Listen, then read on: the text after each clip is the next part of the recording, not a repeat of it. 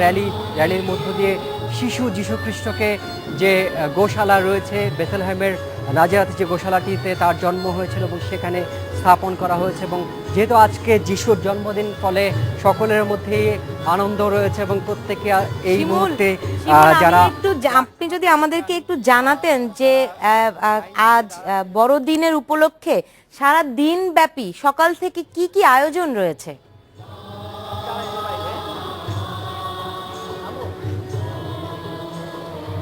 সকাল থেকে আয়োজন মানে সন্ধ্যা থেকে আসলে বড়দিনের আনুষ্ঠানিকতা শুরু হয়েছে এবং এই আনুষ্ঠানিকতা শুরুর পর থেকে এই তেজগাঁ চার্চে দুটি বিশেষ প্রার্থনা হয়েছে এবং আগামীকাল সকাল 7টা, সকাল 9টা এবং সকাল 11টায় আরও 3টি প্রার্থনা হবে এবং প্রত্যেকটি প্রার্থনার যে পর্বগুলো রয়েছে অনেকটা একই রকম। শিশু যীশুখ্রিস্টকে গোশালায় স্থাপন, এরপর প্রার্থনা, এরপর বড়দিনের যে তাৎপর্য, সেই তাৎপর্য যে বাণী, সে বাণী পৌঁছে দেওয়া সকলের কাছে, এটি আসলে মূল এবং এর বাইরে প্রত্যেকটি বাড়িতে কিন্তু আজকে বড়দিনের জন্য বিশেষ খাবার রান্না হয়েছে। সবাই আনন্দ উল্লাস করছেন, গির্জাতে আসছেন, একে অপরের সাথে কোলাকুলি করে সেই আনন্দ ভাগাভাগি করছেন। এছাড়াও ঢাকার যে নামি দামি হোটেলগুলো রয়েছে সেই হোটেলগুলোতেও কিন্তু শিমুল, আমরা সান্তা দেখতে পাচ্ছি না। সান্তা কোথায়? সান্তা ক্লজ এবং রুটি শান্তা আসলে চার্চের বাইরে অবস্থান করছে এবং শান্তার এই পর্বটি কিন্তু শিশুদের জন্য, এবং শিশুরা সান্তাকে কাছে পেয়ে খুবই আনন্দিত হয়েছেন এবং সান্তা সকল শিশুকে কিন্তু চকলেট, তারপরে বিভিন্ন উপহার দিয়ে শিশুদেরকে আজকে খুশি করেছেন। এবং এই মুহূর্তে আসলে দ্রাক্ষা বিতরণ চলছে, দ্রাক্ষা এবং রুটি বিতরণ চলছে এবং এখানকার যারা পুরোহিত রয়েছেন তারা ভক্তানুরাগীদেরকে এই দ্রাক্ষা দিচ্ছেন। শিমুল, আপনাকে অনেক ধন্যবাদ। আবারও বড়দিনের শুভেচ্ছা জানাই। সেই সঙ্গে আমরাও প্রার্থনা করি পারিবারিক বন্ধন এবং সম্প্রীতি আরো বাড়ুক। আর এর সঙ্গে আমি একটা বিরতিতে যাচ্ছি, কিন্তু মোস্তফা ফিরোজ দীপু, আপনাকে জানিয়ে রেখে, আপনি যেই প্রসঙ্গটিতে আমরা ছিলাম, আদালত প্রাঙ্গণে যে রণক্ষেত্র হলো, এই বিষয়টি নিয়ে ফিরবো। তার আগে নিচ্ছে একটা ছোট্ট বিরতি।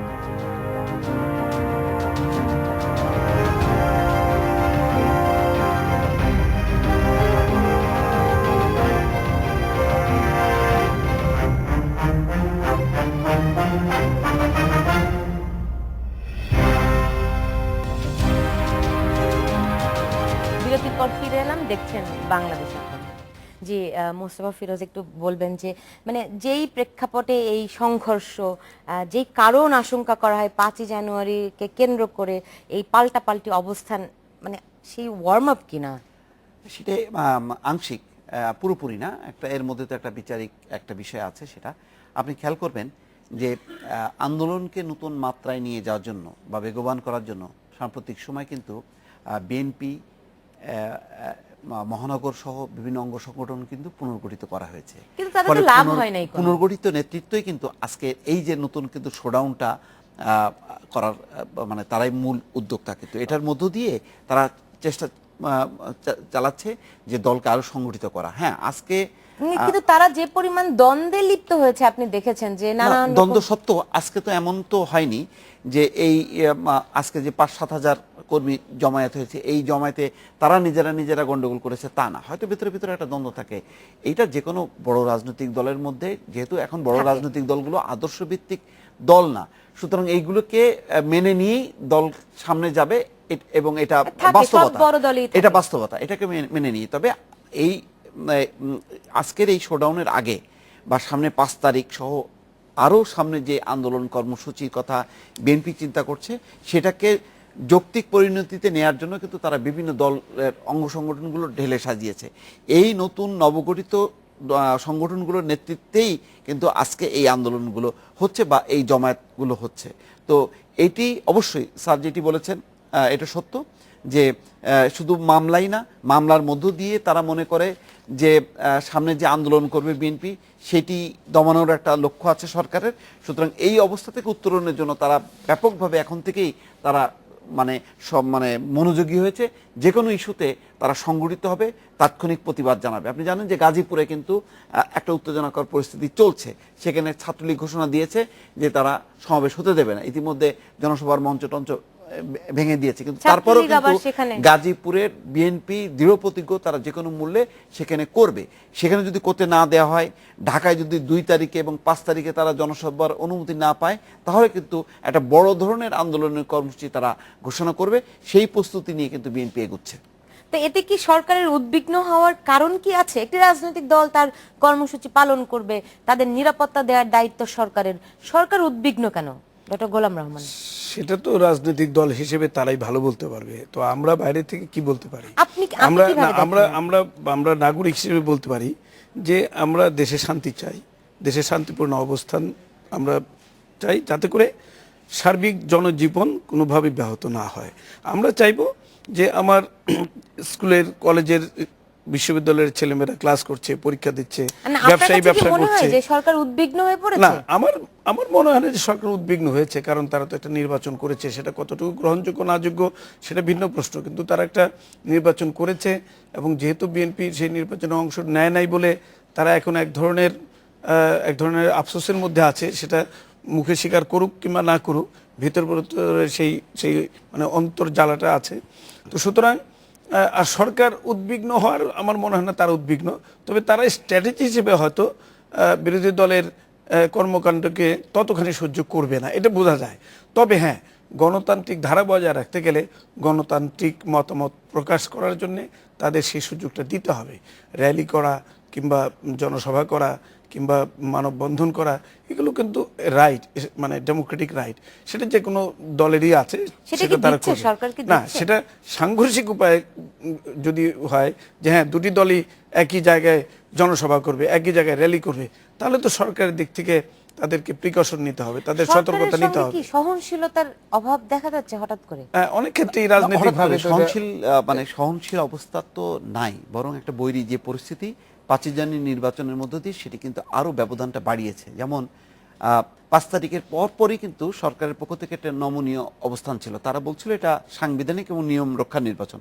সবাই মনে করছিল হয়তো আলাপ সংলাপের যে প্রক্রিয়াটা জাতিসংঘের তরফ থেকে শুরু হয়েছিল, সেটি 5 জানুয়ারি নির্বাচনে একটা নিয়ম রক্ষা নির্বাচন করবে সরকার, এবং তারপরে তারা আলাপ আলোচনার মধ্য দিয়ে একটি মধ্যবর্তী নির্বাচন দেবে। কিন্তু বিএনপি যখন দেখছে যে না, ক্রমেই বরং সরকার আরো সংহত হচ্ছে এবং যখনই সংলাপের কথা বলছে তখনই তারা খুব সাংঘাতিকভাবে এটা রিয়াক্ট করছে যে খুনিদের সাথে সংলাপ কিসের, নির্বাচন হয়েছে যথাযথভাবে এবং 5 বছর পরে দেখা যাবে যে কিভাবে নির্বাচন হবে। এই আন্তর্জাতিকভাবেও কিন্তু এই বিষয়টা একটু পরিবর্তিত হয়েছে, মানে নির্বাচন হওয়ার পরে পরে যেভাবে সেই চাপটা নাই, হ্যাঁ সেই চাপটা নেই, সেই চাপটা না থাকার কারণে এবং আন্তর্জাতিক বিভিন্ন ফোরামে সরকারের কয়েকটি বিজয়ের মধ্য দিয়ে, অংশগ্রহণের মধ্য দিয়ে সরকার মনে করছে সে শক্তিশালী অবস্থানে আছে। তাই কিন্তু স্যারের সাথে একমত, কিন্তু ভেতরে ভেতরে কিন্তু সরকার মানে মুখে যতই বলুক না কেন উদ্বিগ্ন এই কারণ বিএনপি জামাত জোটের একটি অবস্থান, এটি তো উপেক্ষা করার মতো না এবং তাদের যথেষ্ট শক্তি আছে। আগে তারা ঢাকা ছাড়া ঢাকার বাইরে তাদের সেই শক্তিটা দেখিয়েছে। এখন কিন্তু বিএনপি বারবার যখন ঘোষণা দিচ্ছে যে এইবার তাদের মূল লক্ষ্যই হবে ঢাকা, তখন কিন্তু সরকার কিন্তু চাপের মধ্যে পড়েছে এবং সেই কারণেই এই যে সিটি কর্পোরেশন নির্বাচনে আওয়াজ তুলছে কিন্তু এই কারণে, এবং এই কারণেই কিন্তু মামলার বিষয়টা সামনে নিয়ে আসছে এই কারণে, যাতে বিএনপি জোট একটু মানে উদ্বেগের মধ্যে থাকুক মামলা নিয়ে, আর যাতে নির্বাচনের দিকে চিন্তা ভাবনা করুক, অর্থাৎ আন্দোলনের দিক থেকে ডাইভার্ট করার জন্য সরকারের পক্ষ থেকে একটা উদ্যোগ আছে, চেষ্টা আছে। জানি না, এখন বলা যায় না সেই চেষ্টা বা উদ্যোগ কতখানি সফল হবে। ঠিক যে আন্তর্জাতিক অঙ্গন থেকে এসে যখন তার আগের অবস্থান আসলে সরকারের এখন অনেকটা পক্ষে, সেখানে বিএনপিকে নিয়ে এতটা উদ্বিগ্ন হওয়ার না, সেই দিক থেকে তো আমার তো মনে হয় না। আমি একটু দ্বিমত পোষণ করি ফিরোজের সাথে যে সরকার খুব উদ্বিগ্ন কিংবা আওয়ামী লীগ খুব উদ্বিগ্ন, আমার কিন্তু তা মনে হয় না। আমার মনে হয় যে তারা যেহেতু ওই আন্তর্জাতিকভাবে এবং বড় বড় দেশগুলো তাদের কিন্তু অবস্থানটা একটু পাল্টেছে, তারা কি ওভার কনফিডেন্ট মনে হয় না? সেই জন্যই যে আমরা তো 5 বছরের জন্য নির্বাচিত হয়েছি। আরেকটা প্রশ্ন থেকে যায়, সেটা হচ্ছে যে বিএনপি কিন্তু কোনো বিকল্প পদ্ধতি কিন্তু এখনো মানে সাজেস্ট করতে পারেনি যে কি পদ্ধতিতে নির্বাচন হবে কিংবা কিভাবে নির্বাচন হবে। তো সুতরাং কোনো বিকল্প যতক্ষণ পর্যন্ত না আসছে ততক্ষণ পর্যন্ত এই সরকার কিংবা এইভাবেই চলতে থাকবে। এখন যদি পরবর্তী নির্বাচন হয় কিভাবে হবে, সেটা তো একটা গ্রহণযোগ্য অবস্থা থাকতে হবে। সেটা তো বিএনপি দিতে পারে না, কিংবা অন্য কোনো রাজনৈতিক দলও সেটা দিতে পারে না। তাহলে দাঁড়ায় যে সাংবিধানিকভাবে যেটা স্বীকৃত এখন পর্যন্ত, সেটাকে মেনে নিতে হবে যতক্ষণ পর্যন্ত নয় এই অবস্থানটির পরিবর্তন হচ্ছে। অর্থাৎ যদি আইনের সংশোধন হয়, সাংবিধানের 5ই জানুয়ারি পরিবর্তন যদি হয়। বিএনপি বড় একটা সমাবেশ করে ধরেন, এবং সত্যি সত্যি তারা গণতন্ত্র হত্যা দিবসই পালন করলো, তাতে সরকারের অসুবিধা কি? কোনো অসুবিধা নেই, তারা বলতেই পারে, তারা গণতান্ত্রিক অধিকার হিসেবে তারা বলতেই পারে। বলতেই পারে। তারা তো বলেই যাচ্ছে, তারা কি থেমে আছে? তারা তো থেমে নেই, তারা বলতেই পারে এবং বলেই যাচ্ছে, তাদের তো কোনো অসুবিধা নেই। কথা হচ্ছে যে না, সেখানে কিন্তু গতকাল ছাত্রলীগ, অনেকেই অভিযোগ করছেন ছাত্রলীগের নেতারা খুব একদম সরাসরি তারা এই হামলায় ছিলেন, এমন অভিযোগ কিন্তু অনেকেই করছেন।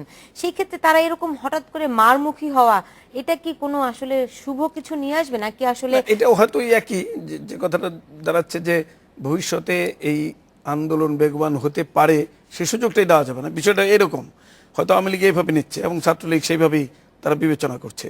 এটা দেখা যাক, সময় বলে দিবে। কারণ একটা ঠিক বলেছেন স্যার, কিন্তু ঠিকই বলেছেন, ওই বিবেচনা থেকেই কিন্তু ওই যে গাজীপুরে সমাবেশ করতে না দেয়া, বা এখনো পর্যন্ত 2 তারিখে বা 5 তারিখে কিন্তু জনসভার অনুমতি দেবে কিনা এখনো কিন্তু বিএনপি নেতৃত্ব জানে না যে তারা অনুমতি পাবে কিনা। কিন্তু তারা ঘোষণা করেছে তারা সমাবেশ 5 তারিখে করবেই। কিন্তু আওয়ামী 2 লীগ তারিখে 5 তারিখে 2 তারিখে যে সমাবেশ করতে করবে, দেবে, তাও বলেছে।